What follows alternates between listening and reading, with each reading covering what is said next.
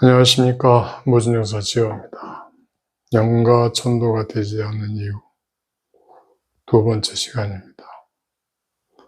첫 번째에는 제가 구조적인 부분에 대해서 말씀을 드렸습니다. 왜 영과 천도가 되지 않는가? 사후 세계에 대한 전반적인 무지, 이해가 없는 부분에서 그것을 어떻게 실행할 것인가에 대한 세부적 사항들의 오류 혹은 일종의 무지에 따른 실패가 나타난다라고 말씀을 드렸었고요. 실패라고 하면 좀 그렇습니까? 자, 어쨌든 이제 오늘은 두 번째 형식에 대해서 말씀을 드리겠습니다. 지난 시간에 이어지는 이야기이겠죠. 자, 사후 세계나 혹은 영혼의 구조에 대한 무지가 그 세계와 함께 그 세계를 접근해 들어가는 방식의 오류를 만들게 되죠. 그럼 그 세계에 접근해 들어가는 방식이 이제 오늘 말씀드리는 형식적 오류의 주된 내용들이 될 텐데, 크게 보아서 우리가 영가천도라고 하는 부분은 이제 두 가지죠. 임종에 이르렀을 때 기도를 하는 방식들과 임종 이후에 그 사후에 어떤 속된 말로 이제 귀신들을 전도하는 방법들. 천주교 안에서는 이제 그런 것들, 천주교나 기독교 안에서는 사후에 대한 부분은 아마 크게 없는 것 같고요. 눈에 띄는 게 없는 것 같고, 주로 이제 불교와 무교에서 그런 것들이 많이 나타나는 것 같습니다.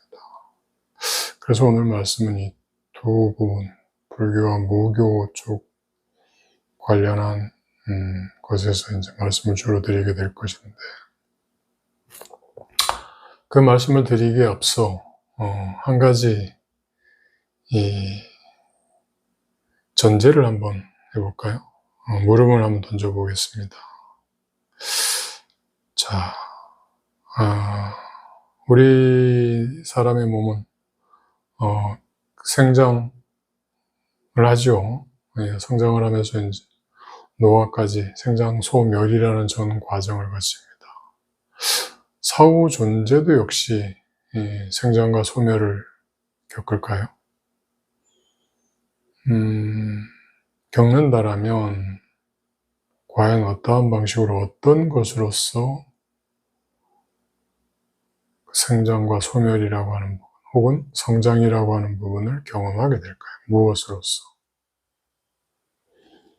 그리고 또 한 가지,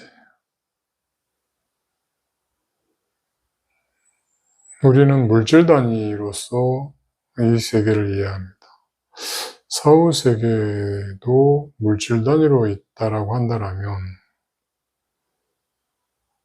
물질 단위로 있다라는 전제하에 있기 때문에 우리가 죄를 올리는 거겠죠. 먹고 즐거워한다라고 이제 가정을 하니까.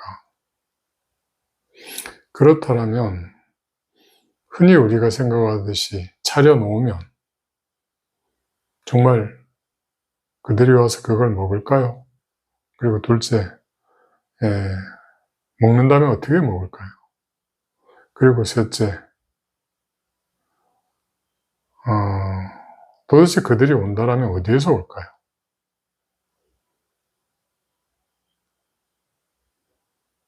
첫 번째 질문하고 또 이어지는 이야기이겠습니다만, 여기에 대한 명확한 이해 없이 죄를 올린다. 자, 우리가 흔히 귀신을 부른다거나 귀신을 몸에서 느끼는 것에 대해서는 일반적인 일반적인 체험은 아니겠지만 어떤 일반적인 형태 안에서 우리가 그것을 받아들일 수는 있습니다. 그래서 신들림이라고 하는 현상으로서 귀신이 있다라고 하는 부분은 이해가 될 텐데, 그러면 이 몸에 왔는 귀신이라고 하는 부분이 살아있는 우리 이 사람들의 몸처럼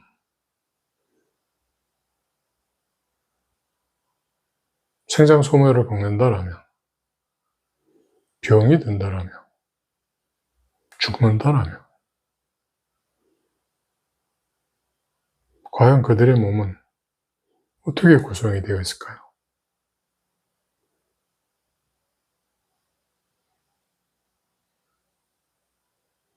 그럼 제사 한 번 지냈다고 해서 한 번 먹었으면 만족스러우니까 안 먹을까요? 그리고 둘째, 내 몸에서 떨어지고 나면, 예를 들어서 무당 몸에서 떨어져 나오고 나면 그 다음부터는 또 어떻게 먹을 것이며 이 세상과 소통할까요? 과연 그들이 보기나 할까요?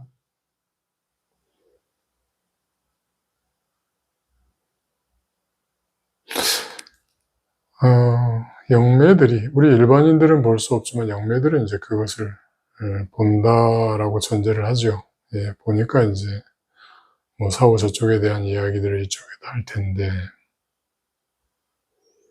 그 영매들 역시 예, 사후 세계에 대한 명확한 전달, 스웨덴보르디에 외에는 그렇게 뚜렷하게 그 이야기를 전해놓은 사람들이 없죠. 우리나라에도 뭐 몇몇 유명한 그런 영매들이 있었습니다만 차길증 같은 사람들, 사후 세계에 대해서는 그렇게 크게 설명을 해놓고 가진 않습니다. 자신이 경험했던 그 귀신 혹은 죄를 올리는 상황, 혹은 귀신이 가지고 있는 어떤 그 스토리, 뭐 이런 거에 대해서 얘기했지, 저쪽 세계가 어떻게 되어 있다라는 얘기는 잘하지 않습니다. 때문에 죄를 올렸을 때 과연 어떠한 몸이 어디로부터 어떻게 오는지와 함께 이 죄를 올리는 그 전 과정이라고 하는 부분에 대한 이해를 어떻게 받아들이고 어떻게 가는지에 대해서 그런 게 잘 없죠. 그러니까 유교식 제사라고 한다면 살아있는 사람에게, 살아있는 조상에게 밥을 한 그릇 대접하는 것처럼 할 것이고, 무교식으로 한다면 뭐 우리 상담하는 것처럼 한 맺힌 귀신이 가지고 있는 그 한을 풀어줌으로써 해탈했다라고 이야기를 하게 되는데, 그러면 그 귀신이 그것만 한이 맺혀졌을까요? 한이 한번 맺혀지고 나면 다음번에는 다시 한이 맺혀지지 않을까요? 살아있을 때 맺혀지면 죽어서는 맺혀지지 않을까요? 죽어서 맺혀지지 않는다라고 얘기를 하면 왜 영혼 결혼식을 시킵니까? 예, 그리고 불교식으로 모든 게 다 마음에서 비롯된다라고 이야기하면서 도대체 그 마음을 어디에서 어떻게 가르쳐 준단 말입니까? 귀신도 마음이 있나요?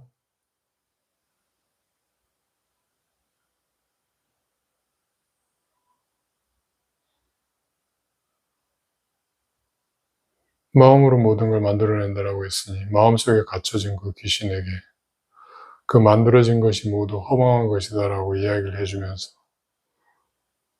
죄는 또 왜 지냅니까? 옷은 또 왜 떼고?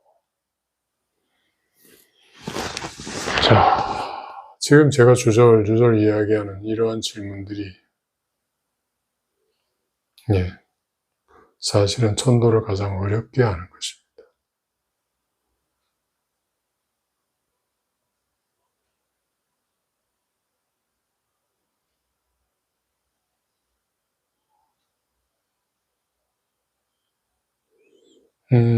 무지, 사후에 대한 무지만큼 지금 내가 죄를 지내고 있는 이 영혼에 대한 영혼이 지니고 있는, 그리고 영혼이 속한 그 개의 특성에 대한 무지가, 그냥 우리 살아있는 사람들 눈에 보이는 제 형식으로만 갖춰지고 있을 뿐, 사후 존재들과는 전혀 무관하게 진행되는 경우가 대부분입니다. 왜 제가 안 되죠? 말 그대로 구슬해도 도대체 이게 누구를 위한 곳인지, 주인 없는 곳이 이루어집니다. 오히려 어떻게 보면 그 무교하시는 분이 모시면 그 조상들 불러다 놓고 못하는 경우가 훨씬 더 많은 경우도 있고요.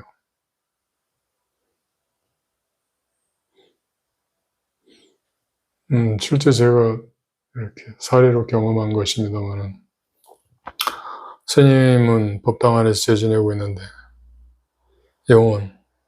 그 영혼은 법당 밖에서 자기 죄를 구경하고 앉아있고, 법당 안에 들어가지도 않고, 스님은 법당 안에 누가 있는지, 혹은 법당 밖에 도대체 자아가 왜 있는지를 알지도 못한 채 열심히 이제 죄를 진행하시고 있는, 그런 경우들, 저는 직접 제가 보았습니다. 자, 그러면 어떻게 해야 될까요? 어떻게 해야 죄를 가장 정확하게 잘 올릴까요?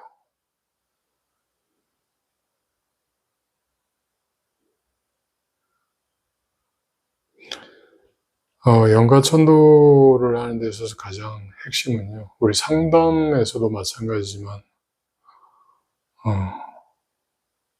아포, 라포라고 이제 보통 이야기합니다만, 원래는 아르포죠, 아포. 프랑스어.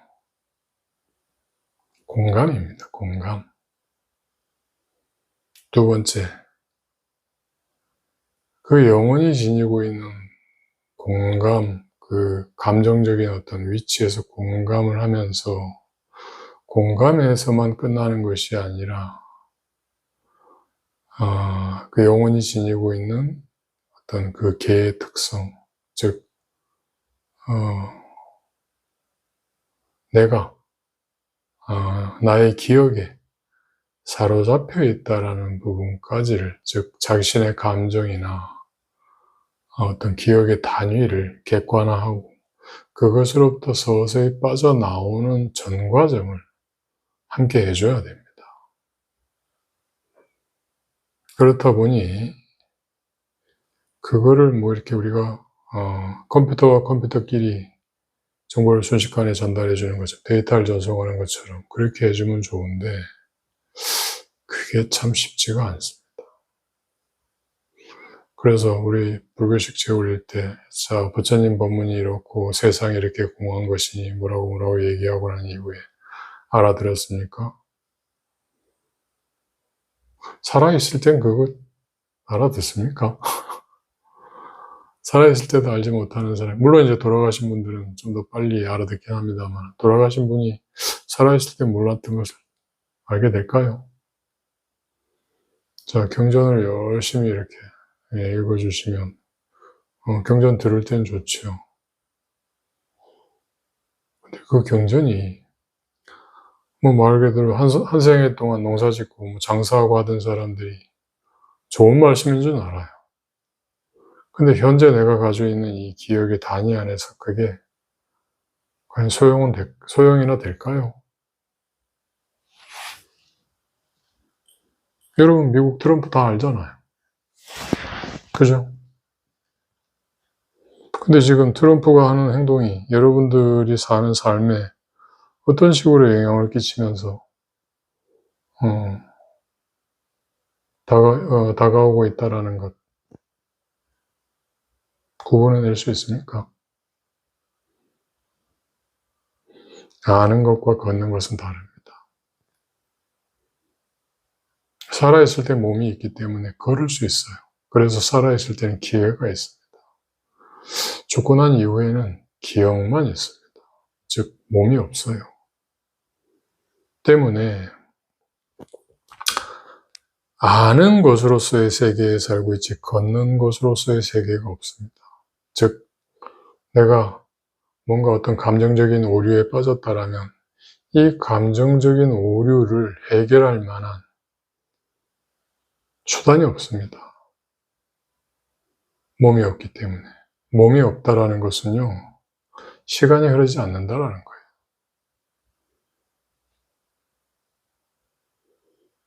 그래서 죽은 자들에겐 기억만 있는 겁니다. 자, 그러니 깨우침이라고 하는 부분, 우리가 몸, 감각 혹은 어떤 변화를 통해서 이해되어지는 그 순간 혹은 그 의식적인 흐름의 단위들, 이런 것들이 사후에는 없습니다. 근데 우린 그게 있다라는 가정하에 죄를 올리거든요. 모든 죄의 형식이 다 그렇습니다. 사후는 그렇게 구조화되어 있지 않습니다. 때문에 우리가 올리는 제사의 형식이라고 하는 부분이 가다할 수가 없는 거예요. 자, 그러면 어떻게 해야 되느냐? 예.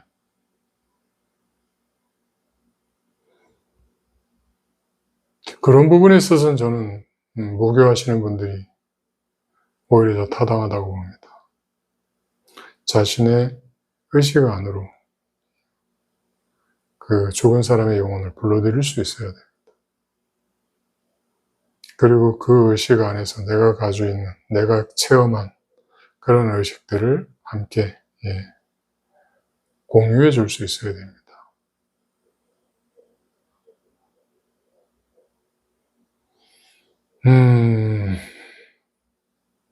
신들리는 거 아닙니까? 혹은 귀접하는 거 아닙니까? 예. 그게 신이 인간에게 내려오면 그게 귀접이 될 수 있지만 반대로 그것을 가지고 있는 혹은 그런 걸 할 수 있는 인간이 저쪽 세계로 나갈 때는 교응이라고 합니다. 교응.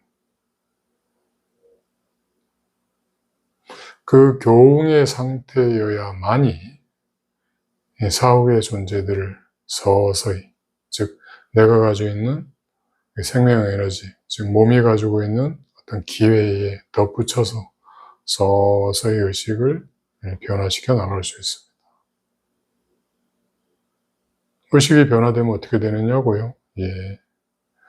공이, 간으로 드러나는 그 현상들이 분리가 일어나면서 마치 돌아가신 이 영가분의 입장에선 지진이 일어나는 것 같이 느껴집니다. 지진. 그러면서 떨어져 나가게 됩니다.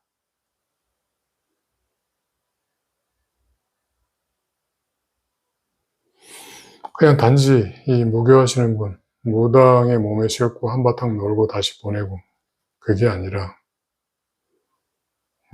충분히 이해가 될 때까지 몇 번이고 반복해서 해야 돼요. 그래서 티벳 밀교에서는, 티벳 사자에서 강조하는 게 그거죠. 49일 동안 이제 막 죽은 그 망자의 혼을, 그 망자의 혼을 볼 수 있는 승려가 와서 49일 동안 지속해서 가이드를 합니다. 저는 그게 가장 적확한 전도 방식이라고 봅니다. 그 부분에 있어서는 여타한 종교를 초월합니다. 티벳 밀교가. 왜냐하면 사후 구조에 대한 전문적인 연구가 그들은 있었거든요. 거기에서 그 연구에 따른 어떤 결과로서 제 형식을 만든 거예요. 그냥 재밌는 일이 아닙니다.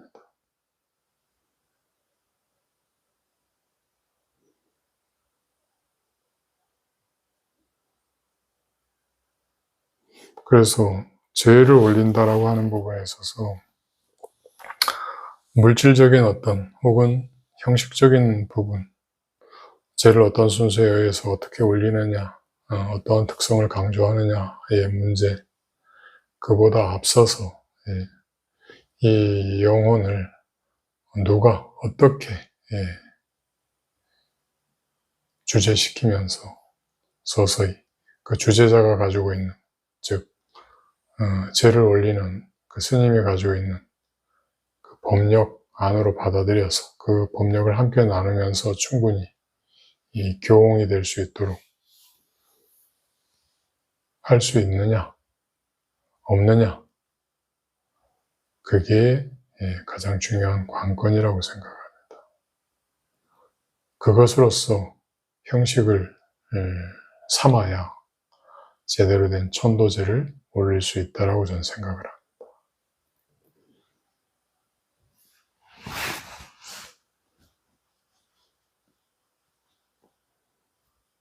우리가 귀신은 볼 수 없는데 귀신은 우리를 볼 수 있을 거다. 아니요. 귀신도 우리를 잘 못 봅니다. 우리가 신을 볼 수 없듯 신도 역시 인간을 잘 볼 수 없습니다. 근데 우리가 차려놓은 음식을 먹으러 올 거라고요? 그렇게 되지 않습니다. 이러한 오해가 죄에 대한 형식적인 오류를 만들고 그냥 한바탕 놀거나 보기에 좋은 음식들을 차려서 살아있는 사람들 만족하는 방식으로 흘러가는 것, 그게 영가천도를 더욱더 어렵게 하는 요인 중에 하나입니다. 깊게 생각해 봐야 됩니다.